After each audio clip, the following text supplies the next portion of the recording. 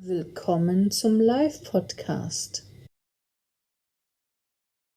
All right, y'all. Welcome to the Lyfe podcast. Listen, I found a really interesting article that you know um I do believe needs to be reviewed. Uh, I don't know how much current day Germans may agree with this stature that's currently going on. I have no idea what the consensus is, but in the first minute, I gotta give the disclaimer: this is not uh an anti-Semitic podcast. That is not what we do here. That's not what we represent. The Life Network does not condone violence against any set of people at any time whatsoever. So I want that to be clear because these social medias are really drawing upon my content and really covering it up. I don't get the outreach that I you know deserve like everybody else does. And so I just want to make that clear in the first minute. And it basically the reason why I'm saying this is because this episode is definitely going to address the Holocaust and reparations. And the important part about this is not the sense that uh, European Jews don't deserve reparations, but the point that look how constructed, you know, these reparation plans are even till today. Even till today, 2022. So the idea is, why is it that, something can get done for European Jews, but, and African Americans have yet to see a penny of reparations. So when we go through this article, you're going to start asking yourself, what's the issue? What's the problem? You get what I'm saying? So with that said, let's go ahead and crack down into this article. This one won't be too long, all right? We'll make sure we do our due diligence and read what's necessary.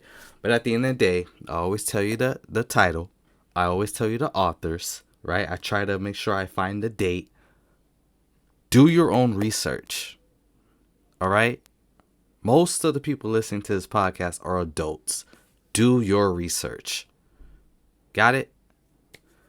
So the title of this podcast, Holocaust Survivors Receive German Reparations to This Day. Now this was written February 18th, 2021. So about a year ago this was written, right? So basically they're still receiving reparations a good maybe 80 years after the Holocaust event, right? I'm not saying that's good or bad. I'm just giving you a timeline. So as a subtitle, part of an ongoing series exploring reparations. This is written by Vic Rosenthal and Scott Russell. All right, so I'm going to read a bit of this and then I'll touch in, with a little bit of my analysis. Again, we respect all cultures here. We respect all ethnicities. But yeah, we're going to get to some nitty gritty. So here we go. Sarah, not her real name, was a teenager in Radom, Poland, when Germany invaded her country in September 1939, the start of World War II. Now, a U.S. citizen in her 90s, she remembers living in extreme poverty and constant hunger in the Radom ghetto. Many men were taken away and never seen again. Sarah was forced into slave labor, her brother taken away. She and her mother were sent on a death march to Auschwitz and later Bergen-Belsen. And here's her quote: "More than 5 years in ghettos with poverty and starvation and 2 death marches, but I survived," she said. "I don't know how." End quote. That's devastating. And I think anyone should definitely feel wholehearted about that situation and what went on, right? So Germany started making reparation payments to Holocaust survivors back in the 1950s and continues making payments today. Remember, this was written in 2021. Some 400,000 Jews who survived the Nazis were still alive in 2019. That year, Germany paid $564 million to the Claims Conference, which handles the payments. Here's my analysis. To the young German taxpayers, because I have no idea how Germany pays this. I would presume it's taxes. I couldn't fathom any other way. And perhaps that needs more research, and I can admit to that. But based off my governance experience, I would presume this is taxes. So to the 21-year-old, German cafe woman, right, working at a cafe, her taxes, if I'm not mistaken, are going to contributing to an event she had absolutely nothing to do with. Again, I'm not saying European Jews don't deserve reparations. I'm just saying, is this necessarily fair for today's German taxpayers? You would have to answer that question, right? The Germans today would have to answer that question, not me. And I'm not going to. But to the 30-year-old teacher working at a school, right? She's helping students learn. She helps children. Her taxes are going to contributing to an event that she had nothing to do with. That's my analysis of paying out these European Jews today. I'm not sure, again, what the process is. I am presuming it's taxes. When they say Germany paid $564 million to the Claims Conference, that's probably taxes. I'm just presuming. I don't know how else they would do this, right? Now, as we move along in this article, like I said, we won't read the whole article. We'll try to read as much that is necessary. So, just months after World War II ended, Jewish leaders pressed for reparations. Now, I wonder who the Jewish leaders were, because I'm very intrigued in understanding who exactly that was, and what people they were, and if they were even personally affected, right? Because you always have a high class of any ethnic group, right? A class that is, if you want to call, quote unquote, economic elite, right? Blacks, whites, Jews, Jewish, however you want to call it. But let's continue. The West German government negotiated with them and the new state of Israel and proposed a reparations plan. Very interesting how Israel got involved. I'm not sure what the history is in terms of Israel. Obviously, it's a Jewish state, but were they personally affected? Was their land personally invaded? I have to do research on that. I'm not sure. Something to think about. Accepting reparations was hotly contested in Israel. And the Knesset, Menachem Begin, and the Herut Party opposed the payments, considering them blood money. In a 61-50 vote, Israel agreed to negotiate with Germany on reparations. That might have been a spell check thing, but anyways. Yeah, well, they were saying that it's some actually didn't even believe. I mean, that's a quite close vote. 61-50 vote. Some believe that's blood money. Like, it shouldn't be accepted. But that's their voting, right? Under the agreement, West Germany would pay $100 million for individual reparations administered by the Claims Conference. paid over 14 years, according to the Jewish Virtual Library. Israel would receive 745 million. 30% to buy United Kingdom crude oil, 70% to buy metals, steel, and other products from Germany. Now, when you talk about 30% to buy United Kingdom crude oil, right off the bat, wealthy oil people are now making money. That's just as blatant as you can put it. That's as blatant as you can put it. So, as much as people think this is for all European Jews, it's clear who were the real beneficiaries of these reparations. But let's continue. This next paragraph is interesting.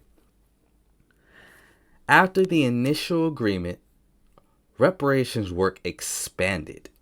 For instance, in 1988, Germany approved money so Holocaust survivors would get $290 a month for the rest of their lives.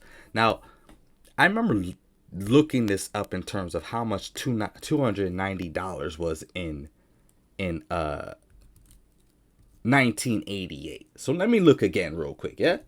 So when you look it up, $290 in 1988 after inflation is basically $683 today.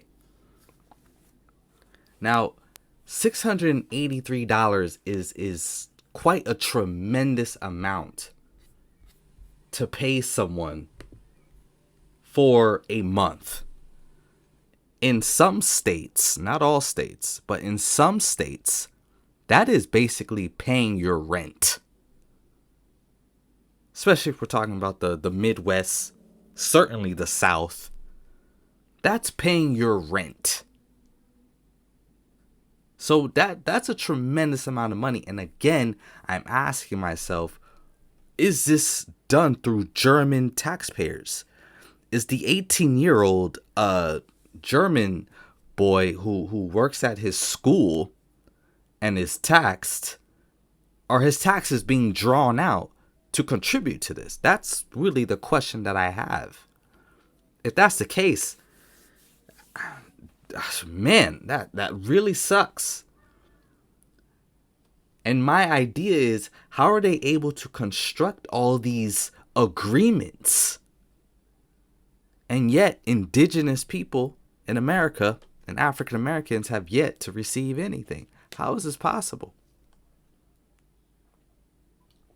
It's possible because no one wants to get it done. When I say no one, I'm talking about the United States government, which is, if I'm not mistaken, about 70% white. If I'm not mistaken. How is a reparations bill not put in place for Black Americans for the same suffering, but 100 times longer? The Holocaust was approximately 4 or 5 years.